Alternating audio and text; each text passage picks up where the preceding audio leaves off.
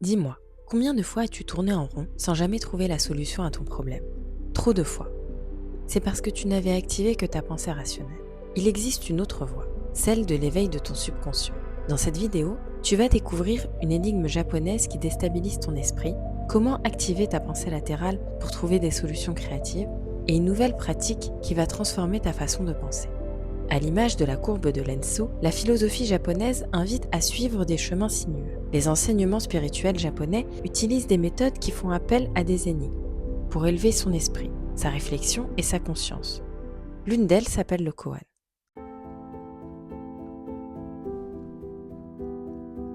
Mais qu'est-ce que le koan? Le koan, c'est une question, une énigme philosophique destinée à déstabiliser ton esprit rationnel. Ce n'est pas une devinette ordinaire, c'est un piège pour ta logique. Ainsi, ton esprit sera déconcerté. C'est exactement le but. Cela te permettra d'activer ta pensée latérale en détruisant tes schémas de pensée classiques. Ces énigmes entrent dans ton subconscient par des questions paradoxales pour pousser ton esprit vers le satori, un éveil spirituel foudroyant. Je vais te donner un exemple de koan. Un disciple demande à son maître « Que doit-on faire pour trouver la paix ?» Le maître resta silencieux. Alors le moine insista « Pourquoi ne répondez-vous pas ?» Le maître dit enfin « Parce que tu poses la question trop fort pour entendre la réponse. » Qu'as-tu compris de ce koan? La leçon est subtile. Je vais t'aider. Une des réponses possibles de ce koan est que la paix ne se trouve pas en cherchant, mais en cessant de chercher. Le maître répond par le silence pour révéler que le bruit de la question empêche d'entendre la réponse. Il brise la logique du disciple et l'invite à une compréhension vécue et non pensée. Ainsi, la vraie leçon n'est pas dans les mots, mais dans l'expérience du silence. Est-ce que tu vois la puissance de cette approche? Un koan est souvent un objet de méditation. Certains koans peuvent être médités pendant des années. Et les réponses à ces koans sont aussi nombreux que le temps passé sur sa réflexion. La pensée devient arborescente. Chaque pensée devient une branche nouvelle, une connexion neuronale supplémentaire.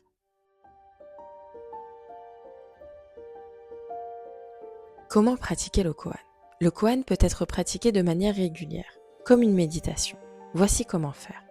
Choisis une question qui te préoccupe réellement. Pas une question banale, une vraie question qui te tourmente. Ensuite, laisse tes pensées s'échapper, avec des raisonnements créatifs, voire absurdes. N'essaye pas d'être logique, n'essaye pas d'être cohérent. Autorise-toi à penser différemment.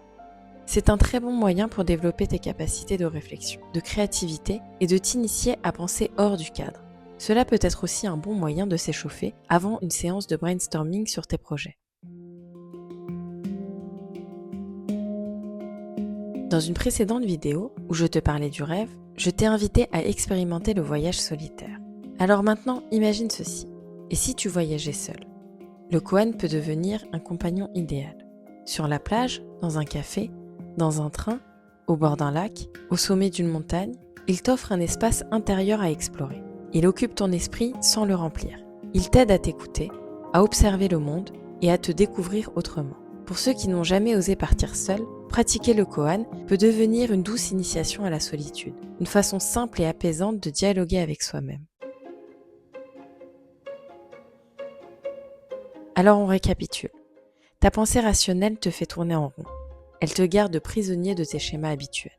Le koan, c'est une énigme philosophique japonaise qui déstabilise ton esprit rationnel pour activer ta pensée latérale. C'est une question paradoxale qui brise ta logique et ouvre ton subconscient à de nouvelles connexions. Le koan ne cherche pas une réponse unique. Il te permet de créer une pensée arborescente, où chaque réflexion devient une nouvelle branche. Et en voyageant seul, le koan devient ton compagnon intérieur, qui t'aide à explorer ton esprit sans le remplir de bruit. Pour finir, je te laisse sur ce koan.